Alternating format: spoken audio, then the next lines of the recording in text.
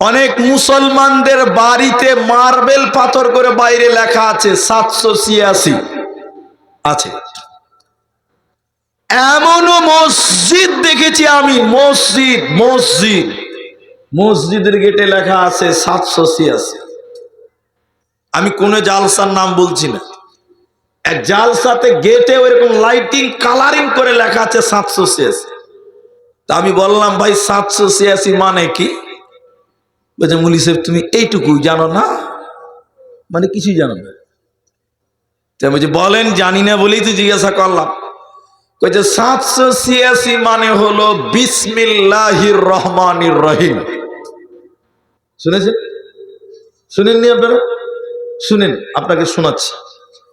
বলে 786 আর বিসমিল্লাহ দুটো এক কি করে হলো? এটা একটা প্রশ্ন। কি করে হয়? বলে যুক্তি আছে। যুক্তিটা কি? বগদাদি কায়দা, আল্লাহর 99টা নামের আগের পৃষ্ঠাতে দেখবেন নিচে আলিফ বাতা ছোট করে 2 লাইনে লেখা আছে, বগদাদি কায়দাতে আছে। আর দেখবেন লেখা আছে আলিফ, ওর একটা নাম্বার দেওয়া আছে, মনে করেন 1, বা ওর নাম্বার দেওয়া আছে 5, তা ওর নাম্বার দেওয়া আছে 3, সা ওর নাম্বার দেওয়া আছে 8, এরকম নাম্বার দেওয়া আছে। কথা বুঝতে পারলেন? এবার বিসমিল্লাহ লেখেন, বা, সিন, মিম, আলিফ, লাম, এই যে চলছে। এখন এই অক্ষরগুলো বিসমিল্লাহ লেখার পর এবার অঙ্ক করছে। দেখ, বিসমিল্লাহ প্রথম অক্ষর কি? বা। বায়ের নাম্বার কত? ওই যে 3। তারপরে কি আছে? সিন। সিনের নাম্বার কত? 5। তাতে কি আছে? মিম। মিমের নাম্বার কত? 11। এরকম প্রত্যেকটা অক্ষর লিখেছে বিসমিল্লাহ, আর নাম্বার গুলো লিখে যোগ করে দিয়েছে, তো হয়ে গেছে 700। বলছে এটাই বিসমিল্লাহ। বলছে এটাই। যারা তাবিজ লেখে তারা এগুলো বেশি জানে। বলছে এটাই বিসমিল্লাহ। আচ্ছা বলেন, 786 আর বিসমিল্লাহ দুটো কোনোদিন এক হবে? একবার বলেন হবে? হবে না। আশা করি হরিগঞ্জে আজকে গরু জবাই হয়েছে। হয়েছে কি হয়নি গো? এরা বলে না কথা হয়নি? আচ্ছা একটা লোক বলেন, বাস তাহলে খুশি হব, গরু জবাই করার দোয়াটা কে জানে? কে বলবেন? কে একজন আস্তে করে বলছে, ভয় লাগছে না কিছু ভাই? বিসমিল্লাহ, আল্লাহু আকবার, মাশাআল্লাহ মাশাআল্লাহ। এখন বলছে না 786টাই বিসমিল্লাহ। এদিকে এদিকে এদিকে এদিকে। এখন কেউ যদি গরু জবাই করার সময় বলে, দেখ দেখ দেখ 786 আল্লাহু আকবার, বলেন হালাল না হারাম? বলছে না না না না, ওই 786 বিসমিল্লাহ, ওই জন্য বলছে 786 আল্লাহু আকবার। বিহাই খায়ালাও গরুর মাংস, খুব মজা। তোর গুষ্টি মারিবে শালা। ফাইজলামো করছো কোরআন নিয়ে, হাদিস নিয়ে বদমাশি করো। তাহলে 786 আর বিসমিল্লাহ দুটো কোনোদিন এক হবে? জোরে বলেন, জোরে বলেন না। আচ্ছা কথাই কথাই তর্কের খাতিরে মেনে নিলাম যে 786টাই বিসমিল্লাহ। একবার মানেন, একবার মেনে নেন, 1 সেকেন্ডের লিগে। আচ্ছা কোরআন 786 যদি বিসমিল্লাহ হয়, তাহলে আউযুবিল্লাহর একটা নাম্বার হবে। বুঝতে পারছেন আমার কথা? হবে না? তাহলে আমার লাগবে না, আর লাগবে না। সূরা ফাতিহারও তাহলে একটা নাম্বার হবে, হবে না? এবার আমার দিকে দেখেন, এদিকে দেখেন, এদিকে এদিকে। একটা লোক নামাজ পড়ছে কায়দা করে, কি জানে? এদিকে দেখে দেখি, 502, 786, 1,92,000, 320, 320। নামাজ হবে? বলেন নামাজ হবে? বন্ধুরা আবার বিসমিল্লাহ কোরআনের একটি মাত্র আয়াত নয়, প্রতিটা সূরায় বিসমিল্লাহ আছে। সূরা তওবাতে বিসমিল্লাহ নাই, কিন্তু কোরআনের আর একটা সূরাতে ডবল বিসমিল্লাহ আছে। তাহলে বিসমিল্লাহ বললে প্রতিটা অক্ষরে অক্ষরে 10টা 10টা করে নেকি পাওয়া যাবে। আর 786 বললে নেকি তো হবেই না, উল্টো গুনাহ হবে, পাপ হবে, কোরআনকে অপমান করা হবে। তাহলে তোমরা তেলাওয়াত করো কোরআন, কোরআনের নামে বিকৃত করে 786 বলা লেখা চলবে না।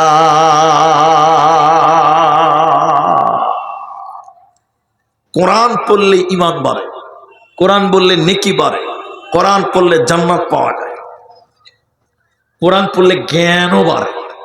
কোরআন পড়লে কি বাড়ে বললাম? জ্ঞান বাড়ে। আচ্ছা, কোরআন পড়লে যে জ্ঞান বাড়ে এতে কারো সন্দেহ আছে? একটা লোক বলে যে আমার সন্দেহ আছে। আছে? নাই। কেন নাই?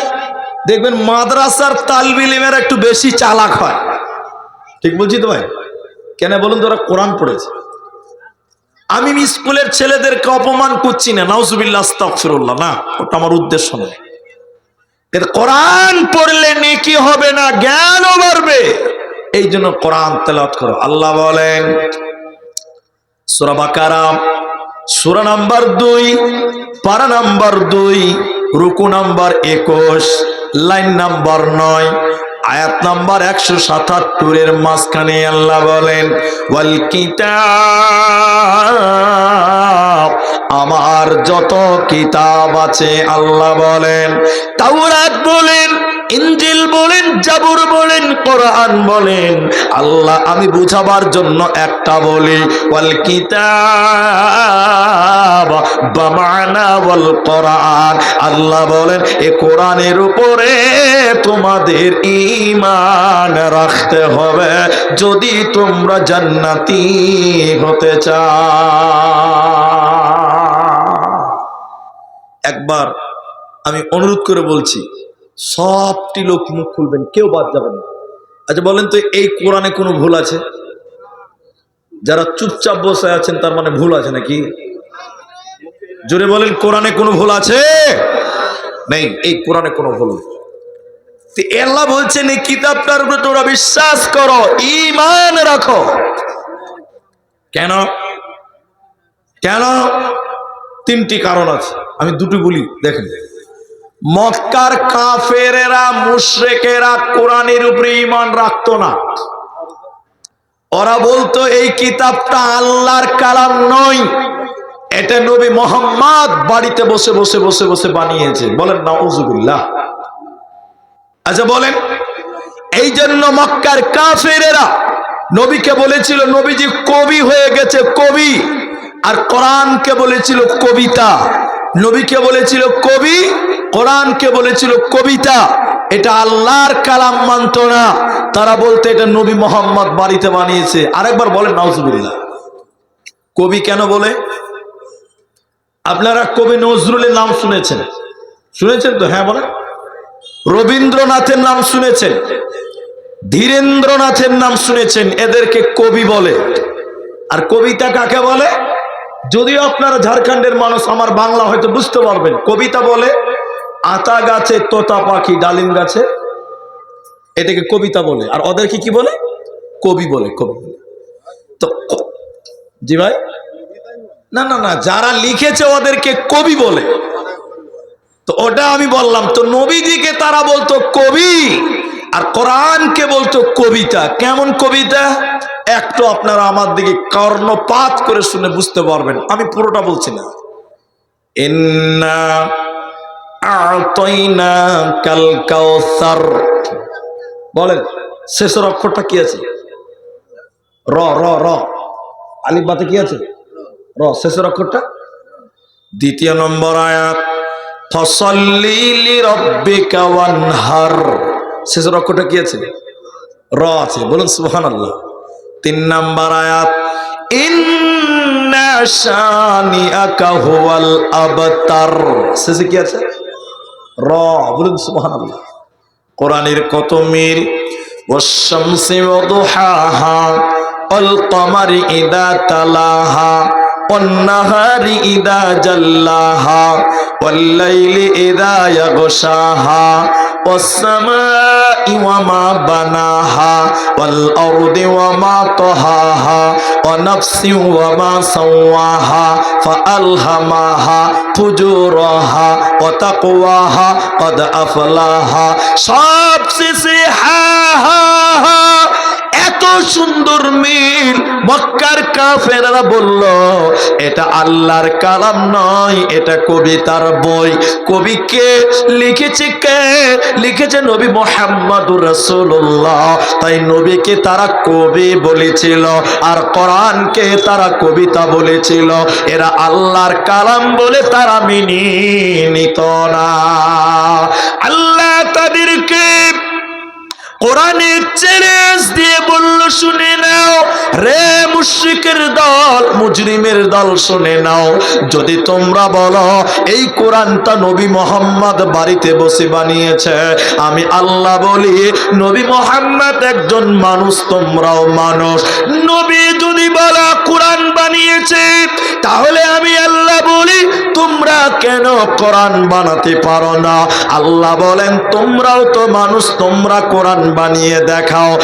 114টা সূরা বানাতে হবে না, 30 পারা বানাতে হবে না, একটা সূরা একটা আয়াত তোমরা বানিয়ে দেখাও।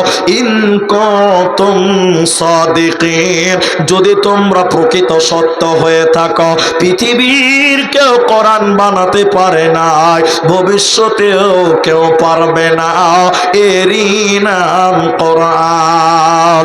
আল্লাহ তাবারাক ওয়া তাআলা বলেন এই কোরআনের উপরে তোমাদের ঈমান রাখতে হবে, এরই নাম কোরআন।